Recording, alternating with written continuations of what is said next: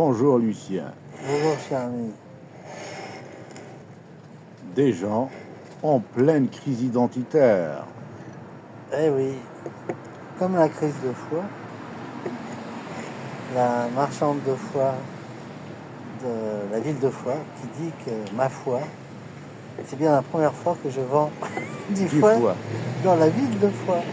Et alors, elle vend en plus des identités. Si tu veux une identité, je sais pas, rose bonbon, une identité, qu'est-ce que tu veux comme identité? Je te fais une carte d'identité comme tu veux. Si tu veux, pour entrer en boîte, t'as moins de 18 ans. Une belle carte d'identité.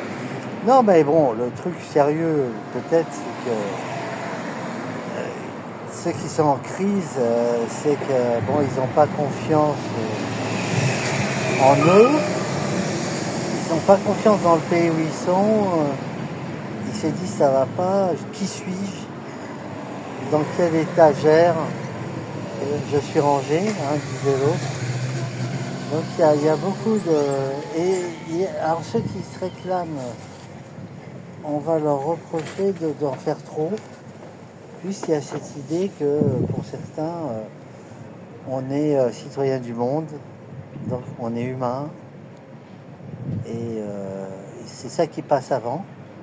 Et ceux qui disent oui, on est humain, mais on est aussi citoyen, bah, ils ne sont pas tellement aimés parce que on les traite d'égoïstes.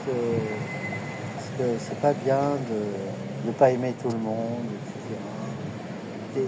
On est mal vu, surtout si on veut défendre, un peu comme les Amazoniens ou les Amish, défendre son identité et la préserver, etc. C'est pas joli. Il faut l'ouverture et tout ça. Donc il y a de multiples, pour ta question, il y a de multiples entrées. Alors ma position, alors évidemment il y en a qui vont...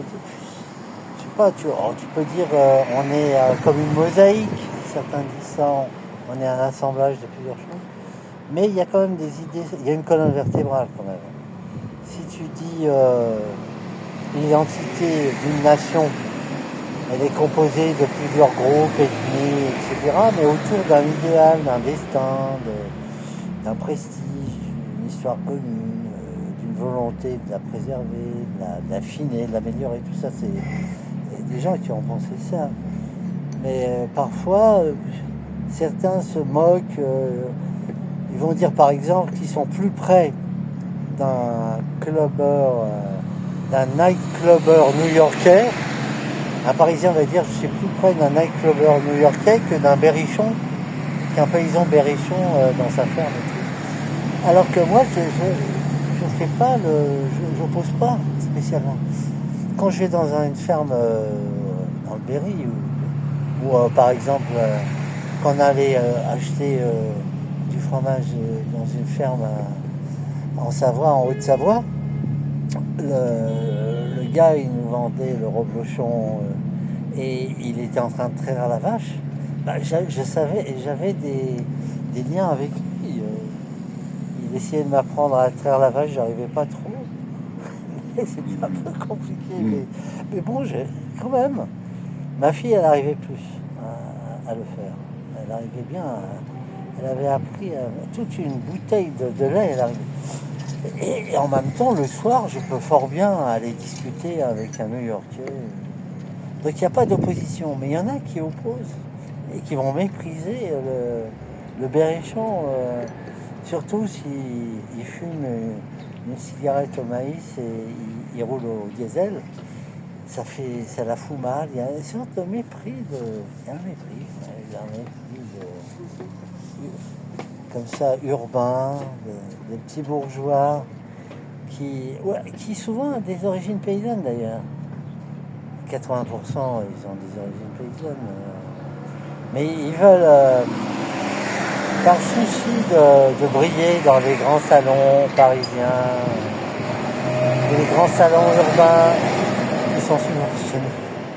Ils sont subventionnés. J'entendais ça comme ça à quelqu'un de la mairie de Paris qui n'a jamais travaillé de sa vie et qui donnait des conseils. il donnait des conseils comme ça aux gens, il faut faire ci, il faut faire ça, alors que lui-même il pète dans la foi. Mais en fait, il y a une sorte de... Pour conclure, on pourrait dire que c'est, comme disait l'autre, à propos de la guerre est une chose trop sérieuse à ne confier qu'à des militaires ou à confier qu'à des politiques. Et bien l'identité, c'est une chose trop sérieuse si on la confie uniquement à des saltimbanques des idées ou à des pauvres d'esprit qui, sous le prétexte de manipuler quelques concepts comme les saltimbanques manipulent des boules, là, ils vont te sortir des trucs définitifs et te traiter de nom d'oiseau. Ah, tu es ceci, bah t'es cela, on te met dans cette case-là, etc. Alors que l'identité, c'est de la dentelle. Il faut vraiment... c'est de la singularité. Quand on est français, anglais, allemand, espagnol, kabyle, arabe, juif, etc. Il faut connaître son histoire, il faut les subtilités, mais il y a des comportements différents, des façons de penser, etc. Il y a beaucoup de choses qu'il faut savoir humer et non pas juste amalgamer comme ça dans des a priori définitifs qui font qu'envenimer les choses et amener vers la guerre civile. Cher ami, voilà, je sais pas si... Ben, merci, Lucien. Je t'en prie. Ah, moi, je te dis, hein, comme je dis souvent, c'est une vraie maladie. Et une psychose. L'identité est une psychose. Oui, mais...